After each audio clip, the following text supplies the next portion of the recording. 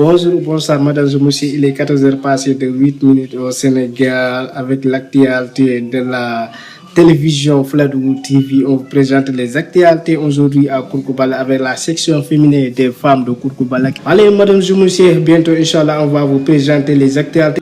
di leen wax itam bismillah ci barab bi wax dëgg yàlla ku nekk xam na ne jamonoy koor yombul déplacé bu déplacé amee bu mel nii nag. La journée mondiale de la femme avec la section féminine des femmes de Kourkoubala. La voix sera prise par le chef de village au micro de Mamadou Diawo, Fladou TV. di leen siyaare di leen balu xaq te di leen baal xaq di leen ndokkeel bu baax. L'imam de Kourkoubala qui remercie les femmes de Kourkoubala en disant qu'elles sont braves. kenn mën du fexe ba nga doy waaye képp ku yàlla fexe ba nga doy kenn mën fexe ba nga doy kon yéen jigéen yàlla fexe leen gërëm seen mbir gërëm seen jëf. Thierno Lamini Balde qui met l'accent sur les femmes de Kourkoubala.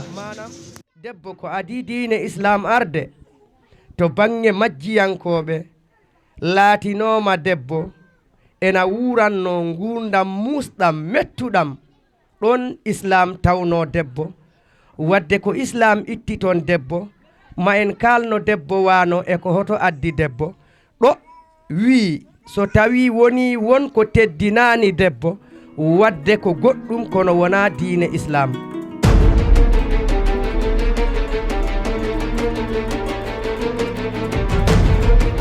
Au discours de la sage-femme de Kourkoubala, l'explication des droits des femmes. li ñu jotoon a xalaat man ak sama mbokkum jigéen ñi fii ci dëkk mu Kourkour rafetlu nañu bés bi waxtaan nañ ci ñëpp ànd ne nañu essayer xool ndax loo gis départ bi début bi du yomb. mais dañu essayer xool lu muy joxe pour chaque année ñu koy mën di célébrer mooy journée internationale des droits des femmes moom la ñuy célébrer chaque le 8 mars ci at bu nekk donc ren dañoo retenir thème bi nga xamante ne mooy d'abord droit yu jigéen ñi bu ci topp mooy justice ak action pour toutes les femmes et les filles. La liberté et les droits des femmes à la voix de Yacine au micro de Mamadou Diaw. kon ñu ngi koy gërëm bu baax moom tamit di gërëm tamit jigéen ñi wax dëgg fa yàlla bañ taxawee yéen ñëpp a taxaw bi Amina wootee yéen ñëpp a ko wuy si te jafe na première fois bu mel nii. jafe na première fois bu ñëpp taxaw jafe na première fois xam ne ni loolu bi gerte kenn jënd ko ñëpp xotti ñëw taxaw kon tàccu leen seen bopp.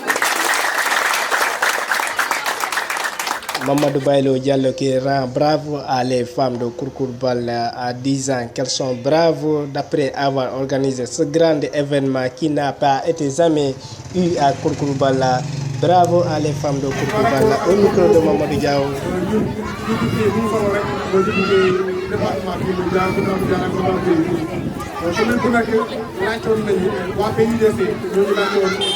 par rapport au numéro investi du département de développement.